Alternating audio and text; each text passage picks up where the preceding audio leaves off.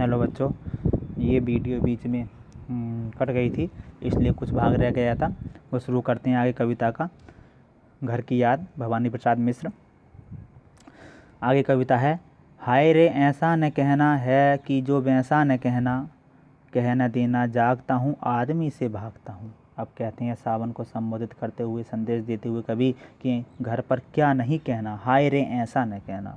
जो तुम्हें दिख रहा है यहाँ पर, जो वैसा न कहना, मतलब जो सच्चाई है, जो तुम्हें जेल में दिख रही है कि मैं यहाँ पर बहुत दुखी हूँ, निराश हूँ, नीरस बैठा रहता हूँ, तो ये बातें घर पर न कहना। कह न देना जागता हूँ आदमी से भागता हूँ, ये मत कहना, कह देना कि मैं जागता रहता हूँ, आदमी से भागता हूँ और आदमियों से मैं दूर भागता हूँ, उनका सामना नहीं कर सकता, उनसे भयभीत रहता हूँ। इस तरह की बातें न कह देना। और क्या न कह देना, कह न देना मौन हूँ मैं, खुद को समझूँ कौन हूँ मैं, देखना कुछ बक न देना, उन्हें कोई शक न देना।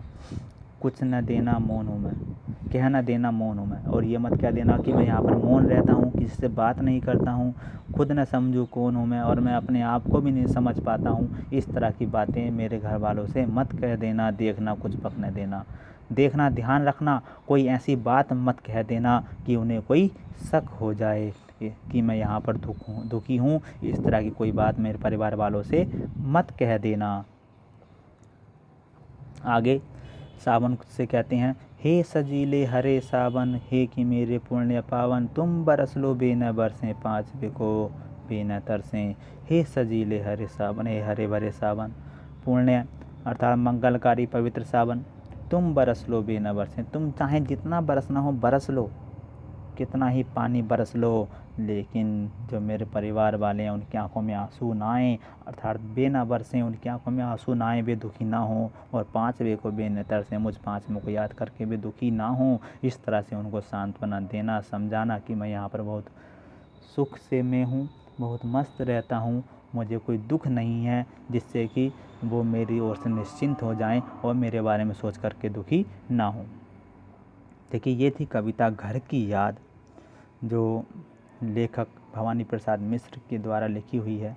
जेल से लिखी है ये कविता। इस कविता में, पूरी कविता में कहें तो मानवीकरण अलंकार का प्रयोग किया गया है और पूरी कविता में सरल खड़ी बोली भाषा का प्रयोग है। कितनी सरल भाषा है, आपने देखा, हर लाइन का अर्थ स्पष्ट है पूरी तरह से।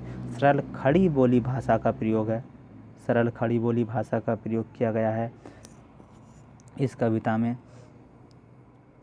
और इसमें कोई विशेष छंद का प्रयोग नहीं है, जैसे पहले जो हमारे कबीरदास जी, तुलसीदास जी जो पुराने कवि होते थे छंदों का प्रयोग करते थे।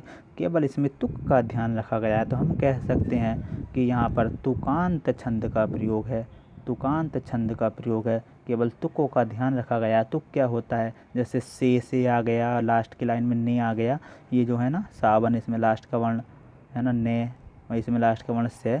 इस तरह से जो ये वर्ण मिलाए जाते हैं इसको हम कहते हैं तुक।